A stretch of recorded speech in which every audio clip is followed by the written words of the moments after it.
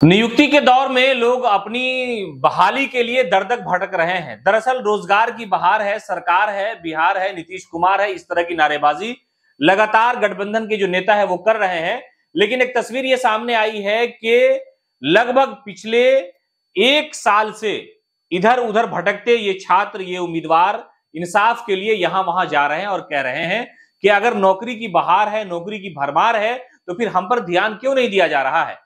दरअसल बीएसएससी कार्यालय के सामने ये सैकड़ों की संख्या में खड़े उम्मीदवार ये गुहार लगा रहे हैं तेजस्वी यादव से, ये गुहार लगा रहे हैं मुख्यमंत्री नीतीश कुमार से, ये गुहार लगा रहे हैं अल्पसंख्यक कल्याण मंत्री जमा खान से, और ये गुहार लगा रहे हैं महागठबंधन में शामिल सभी नेताओं से कि हुजूर हमारी आखिर गलती क्या है कि हमको 1 साल से आपने बिठा करके रखा है। दरअसल सहायक उर्दू अनुवादक की जो बहाली की प्रक्रिया है वो पिछले 1 साल से लंबित है और ये पूरा मामला न्यायालय में चला गया था। यानी इसकी जो काउंसलिंग है वो कराई गई थी 26/7/2022 को ही। यानी 2022 में इसकी काउंसलिंग होती है और काउंसलिंग के बाद अब तक ये मामला लंबित है और इन्हें अब तक ज्वाइनिंग लेटर नहीं मिला। ये लोग दर-दर भटक रहे हैं, हर जगह जा चुके हैं। बिहार के जितने भी बड़े पॉलिटिशियन हैं, बड़े नेता हैं जिनका रुसूख है राजनीति में, उनसे मुलाकात कर चुके मुख्यमंत्री नीतीश कुमार तक ये लेटर लग चुके हैं और तेजस्वी यादव से भी कई बार इन लोगों की मुलाकात हो चुकी है, लेकिन अब तक इनका मामला हल नहीं हुआ है।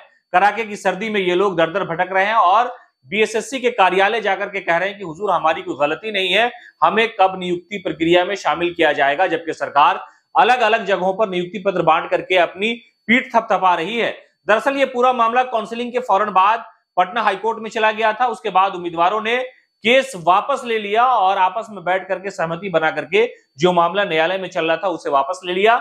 लेकिन उसके बावजूद भी ये दर-दर सरकारी कार्यालय भटक करके ये कह रहे हैं कि जब केस वापस हो गया, जबकि बीएसएससी ने बिहार कर्मचारी चयन आयोग ने ये दलील दी थी कि इस मामले में न्यायालय में सुनवाई चल रही है, इसलिए हम इस पर अब तक जो है एनसीएल का मामला चल रहा है, अब तक हम इस पर कुछ कार्रवाई नहीं कर सकते हैं। लेकिन छात्रों ने कहा कि भाई ये केस वापस हो चुका है, उसके बावजूद भी हमारा जो अंतिम परीक्षा फल है वो प्रकाशित नहीं किया जा रहा है और ये 1200 से अधिक के आसपास अभ्यर्थी हैं जिनका एग्जाम हुआ। इन लोगों ने पीटी में कामयाबी हासिल की, उसके बाद इन्हें मेंस में सफलता हुई और काउंसलिंग में भी ये लोग शामिल हुए। उसके बाद जो है ये मामला न्यायालय में चला गया। उसके बाद फिर बहुत सारी बातें सामने आई, मंथन हुआ, कई नेताओं से मुलाकात की, अधिकारी के सामने गिड़गिड़ाते रहे ये उम्मीदवार। लेकिन जब मामला न्यायालय में लंबित था, इन लोगों ने ये किया कि वहां से केस वापस ले लिया। उसके बावजूद भी इन लोगों की बहाली जो है अब तक नहीं हो पा रही। इस मामले में बिहार के उप मुख्यमंत्री तेजस्वी प्रसाद यादव से भी इन लोगों ने मुलाकात की, आरजेडी के एमएलसी है कारी सोएब, उनसे बातचीत की, कई सारे नेताओं से इन लोगों ने मुलाकात की। लेकिन उसके बावजूद भी अधिकारी जो है वो सुनने का नाम नहीं ले रहे, सिर्फ इन्हें आश्वासन मिल रहा है।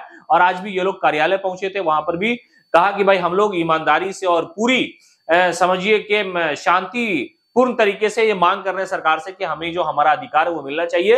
ये दर-दर भटक रहे हैं और सरकार अधिकारी की तरफ से सिर्फ आश्वासन नहीं मिल रहा है इन्हें।